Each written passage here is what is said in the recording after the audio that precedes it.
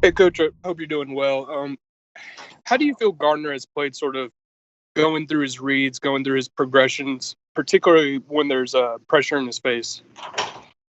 I think he's done good for the most part. We're 3 games in. Obviously, we're not where we want to be record-wise, but from a quarterback progression standpoint, I think he's getting to see a lot. Last week, we fell behind, tried to play catch-up and force into some known passing situations, which is never good, partly because we weren't very good on third down. But it's a process. We got to do a better job all across the board to help him, play calling. And then there are times when I think he can maybe stand in there a little bit longer, hopefully see the field a little bit better. But I've been impressed with Gardner so far for a young football player, learning a new offense. He'll get better.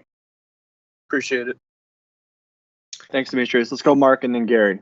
Hey, Jay, back to Cincinnati. This will be your first game back since 2013, I guess. What are your feelings of going back there, and what kind of reception do you expect to get?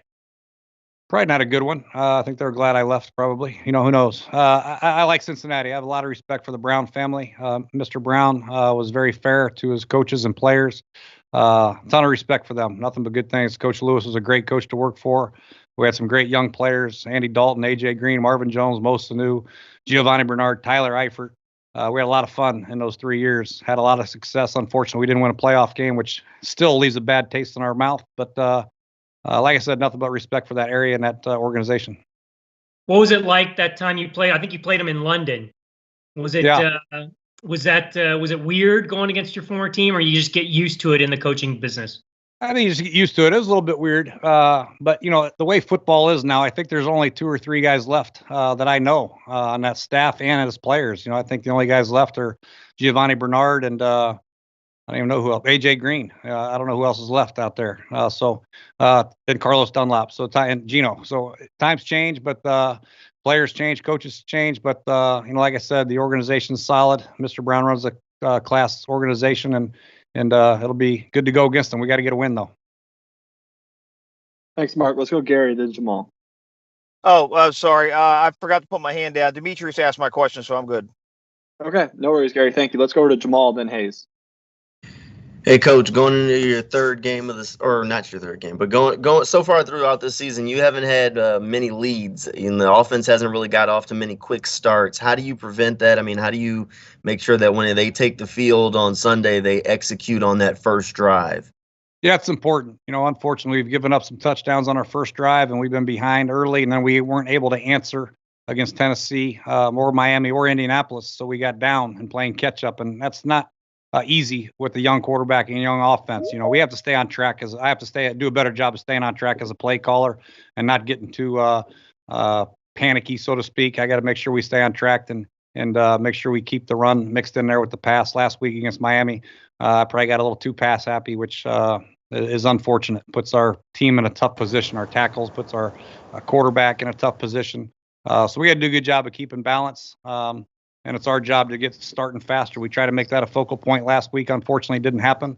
Hopefully, it'll happen this week against Cincinnati. But we have to be prepared for both scenarios. We got to be able to play with the lead. We got to be able to play without a lead. So it's a good learning experience for our guys, but we do have to do a better job starting fast.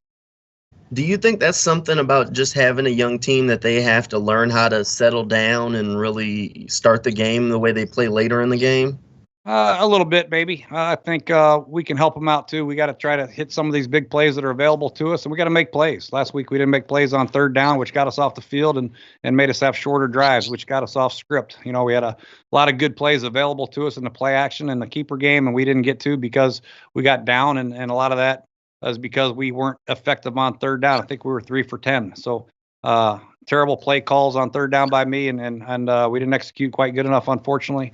But this week, if we're going to be an effective football team offensively, we have to convert to third down and 4 to 5s in order for us to keep drives alive, which opens up the playbook for everything else, so we don't get down and become one-dimensional. Thanks, Coach. Thank you, Jamal. Let's go Hayes and then Jordan. Hey, Jay, how is James Robinson's overall game developing as a receiver and as a blocker? Yeah, I think you see it on tape. I think if you watched him on tape against Miami, he's probably arguably the best player on the team out there on offense. He was excellent in the passing game. He was good in protection and obviously running the football. He had 2 touchdowns. and some nice hits. So he's been, everything we hoped he would be, but playing in the National Football League, it's about consistency and doing it week in and week out. But obviously, for us to be good, he has to have big production, both in the running game and protection and in the pass game. So he's everything we thought he might be, but he's got to continue to keep it up because we are going to rely on him in a big way moving forward. Great. Thank you. Thank you, Hayes. Let's go Jordan and Cassidy. Hey, Coach. Gardner Minshew received a fair share of blame for his performance last week, or criticism for his performance last week. What did you see from him specifically in week 3? And do you think that criticism is a little bit overblown? Yeah, I think anytime you're the quarterback, you're going to get criticism when you lose, and you're probably going to get too much credit when you win. I mean, that's just the nature of the position. That's what you sign up for. But from my standpoint, I take a lot of the criticism. I didn't call a good enough game for Gardner to have success. So that's on me. So I got to give him a better opportunity to make some plays, get the ball out of his hands, timing more quicker type drops to get the ball out of his hands where he's not holding the ball, waiting for deeper type routes to develop against known passing situations. So not a great game plan by us. Miami kind of fooled us a little bit, played a little bit more zone than they had played the last couple of weeks.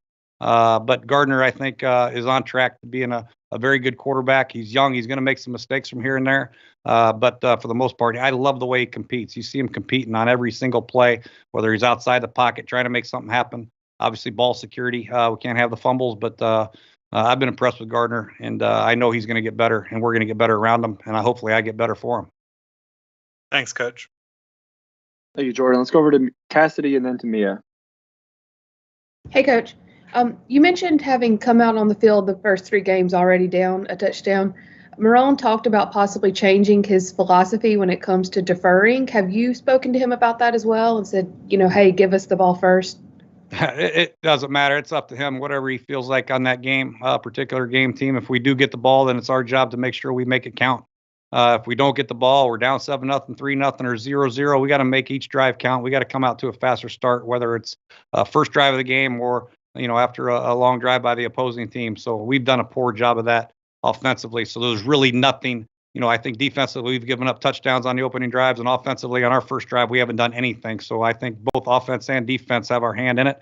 We both have to execute a lot better early in the games to give our guys some momentum and some juice. And sometimes, as a pro athlete, you get down early. It's hard to get out of that funk. So we have to do a better job of, if that does happen, we got to keep grinding, keep pushing, and somebody's got to take us over the top to get us the momentum back. And unfortunately, against Miami, it didn't happen. And then just quick assessment of Cincinnati's defense. What did they do well? Where can you possibly take advantage? Yeah, they're solid. They played Philadelphia really well last week. Carson Wentz had some problems. He didn't run the ball extremely well. So they have a good defensive line. I think with Geno Atkins, if he plays, he's one of the better interior defensive linemen. Obviously, they got the outside edge pressure with Dunlop and Hubbard. They're both very good players. They bring in 58 from Auburn. He's a great pass rusher. The linebackers are getting better. Obviously, they have an excellent safety. He covers a lot of ground, very active. Their corners are aggressive. So it's going to be a tough matchup. And they do a great job. Their defensive coordinator does a great job of mixing up man and zone like most coordinators do. It's a good blitz package. So it'll be a good challenge. They played well against Philadelphia. Cleveland kind of got them in some personnel groupings and ran the ball effectively with Nick Chubb. Hopefully we can do the same thing. Try to keep them off balance a little bit, which will open up plays down the field. Thanks, Coach. Thanks, Cassidy. Let's do 3 final questions for Coach Gruden. Let's go Mia, Shipley, and then JP Shatter. Hey, Jay. You mentioned the third downs. You guys were leading the NFL in third down conversions up until that Miami game, and then all of a sudden you're 3 of 10, 3 of 11. What do you attribute that to? Me, really. Not good enough. We try to crack toss on third down, on 3rd and 5. I knew we were going for it on 4th down, so I tried to get the first down on the run. They played a defense that was not very good for that look. Should have got out of the play. And then on 4th down, we ran a scat protection. They cover zeroed us, and we blew the protection a little bit. So didn't give our offense a chance to really make some plays on 3rd down. Called max protection against max drop zones. Called empty protection against max blitzes. So I was just a poor play calling 3rd down experience by myself. So I got to do a better job of giving them better outs, better alternatives, 2 cover zeros, 2 cover ones, 2 drop eights, zones, and it was a poor job by me. And then you alluded to the zone coverage that maybe fooled you guys a little bit from the Dolphins. In reflection, a lot of people have compared it to the zone the Saints played against Gardner last year. How does he, as a quarterback, and how do you as a play caller combat that moving forward? Yeah, I think most plays that we have man beaters on a certain play. We have zone beaters on each given play. That's why we have progressions. That's why we have reads, single high, 2 high, man to man. We want to go here to this matchup. Zones, we want to work this high low on this defender or what have you. So that's something we just have to continue to see and progress to. Sometimes it looks like cover 2 man and they go to cover 1 and we lose sight of the safety. We don't know it's cover 1. So we have to make sure we see the field a little bit better as well from a quarterback's perspective. But for the most part, we just got to do a good job. We do get man, we got to win the one-on-ones, and we get zone. We got to do a good job of seeing the field, finding our check downs if they're there, our high lows, and reading the right defender or getting through our progression, which will come. I think, we were number 1 in third downs. So we're doing a great job of that against, obviously, Tennessee. I think we were 10 for 14. And then, obviously, week 1 against Indianapolis, we're very successful. We just hit a snag against Miami. We just didn't perform well. It might have been protection related. It might have been route related. It might have been play call related. But we got to get on the same page. Obviously, I think we're number 2 in the league. We're still doing pretty good, but we got to do better.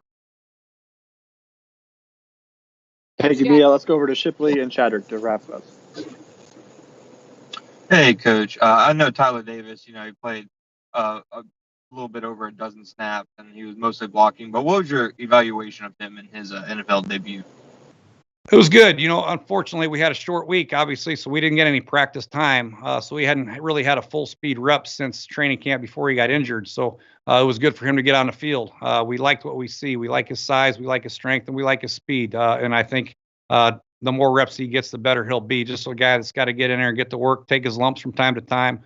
But for the most part, we like his skill set, and it's something I think we can develop as coaches, play callers, both in the running game and in the pass game. I think he can do some things. Thanks, Coach. Yep. Thank you, Shipley. And let's wrap up with Chadrick.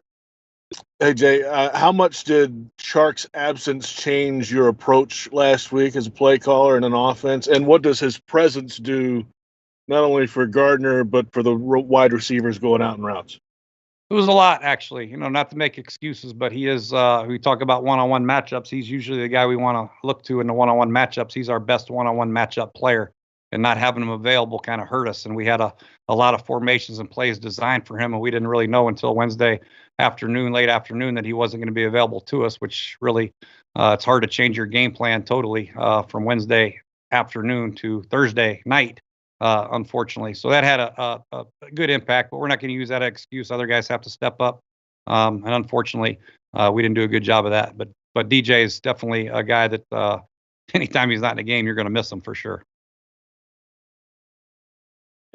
All right, thank you guys. Appreciate the time, Coach Gruden. We'll see you next week. One update for practice for everybody today.